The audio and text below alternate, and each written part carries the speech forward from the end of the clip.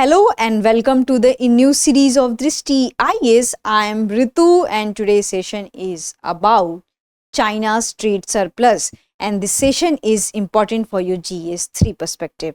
Moving towards the points of discussion part.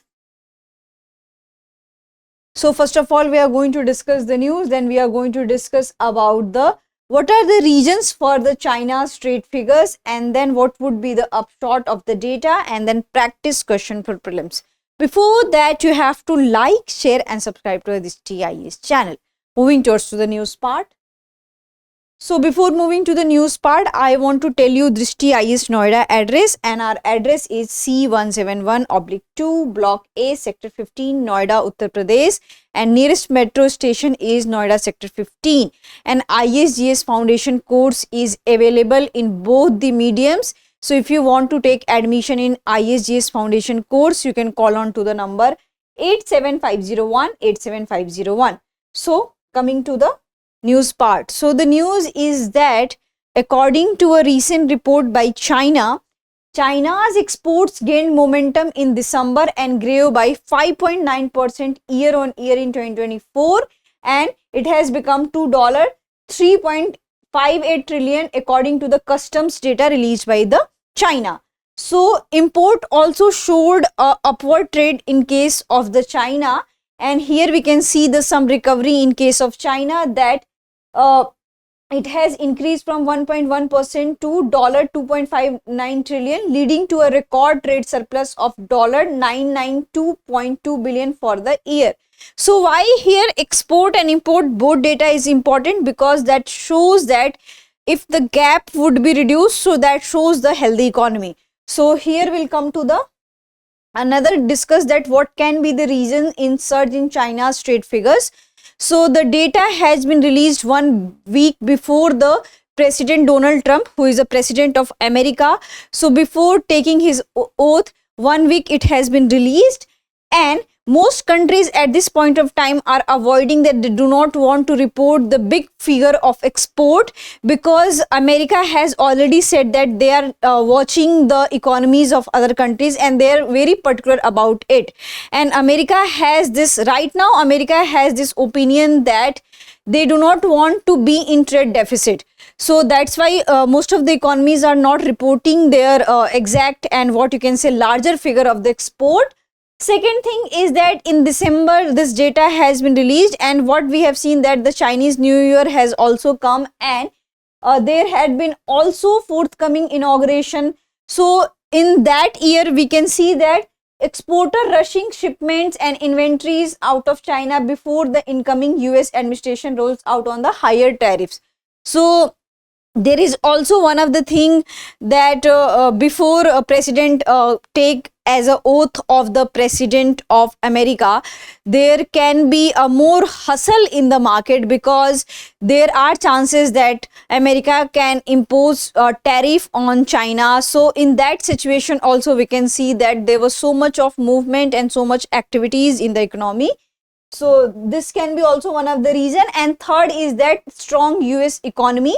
So if there will be the strong US economy, the investor will prefer America and the dollar will be also boost, and on the other hand the Chinese currency will lower down and it will have a less likely impact than America. So this is also one of the thing we can see the surge in the China trade.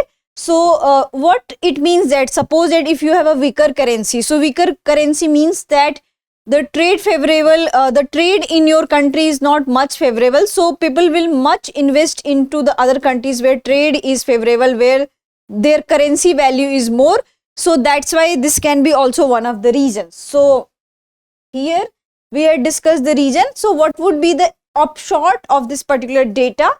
So the first thing we'll discuss about the export dependency. So exports remain a key growth driver for China's $18 trillion economy, despite challenges such as the prolonged property crisis, industrial overcapacity, rising debt and weak consumer demand. So here we can see that the large China economy patch. the large China economy has the biggest contribution from the export side, and China has around $18 economy, and here we can see that export played a very major role. Despite of having a lots of crisis in China, the export had managed the situation. Then current export trend. So December exports saw double-digit growth, particularly to the US and ASEAN, partly due to the anticipatory shipments ahead of the potential US and EU tariff actions. So because of that, here we can see also take imports and policy impact. So meanwhile in this time, what we have seen that Chinese had imported so many high technology stuff. And why they had imported? Because they were expecting that if the Trump will come to the administration, they will have to invest more money in purchasing all those high technology stuff. So that's why we can see that import tendency had also risen up. So this is also one of the thing. And domestic economy struggles. So here in Chinese economy, we still have few problems, just like property crisis and weak consumer demand. So we have to also visit such kind of the problems. And many economic experts had suggested that in order to revisit the Chinese economy and in order to give a new shape and fresh shape to the Chinese economy, the China has to take care of its monetary policy, and we have to revise our monetary policy in order to maintain our economy, in order to give a new shape to the Chinese economy. So this has been suggestions by the experts that future policy measures important for the China's new economic structure and new economic thing. So this is also one of the thing. And in all these discussion, there is a highlight about that this is a tussle between the big two economies like America and China. And here we can see that the other politics of countries influencing the economy of other countries. So in case of China and America, what we have seen that because in America, President Donald Trump will take an oath as a president, and we can see the hustle and bustle in Chinese economy. People preferences have changed, their investments have changed. So here, what is the message of this whole discussion? That politics and economy is interconnected, and also if we are living into a global world, then our economies are connected, and if one country's polity will be changed, the other country's economy will be changed. So here we'll come to the question part. The question is very much simple. Which of the following is a key growth driver for China's economy? Domestic consumptions, agricultural exports, exports of goods and services, and tourism sector. So this is very easy one. You can answer into the comment section. And after the discussion on export, that export is the largest contributor of China's economy, China's good shape of economy. We do not forget that China imports large amount of the farm products, and this time they had topped in the soybean import. So what would be the reason why China is doing so? So you have to think into this direction, and you have to make a mains question on it, and then you have to revise at your home, so that simultaneously you can also prepare for prelims as well as mains. So that's it for today's session. I hope you like this session. If you have any queries related to this session, kindly ask into the comment section.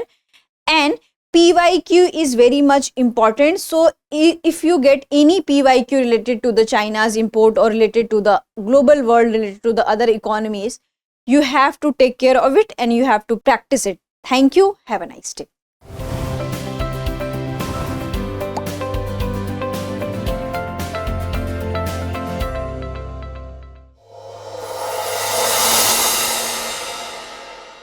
For more informative content, like, share and subscribe, and do not forget to press the bell icon to get the notifications.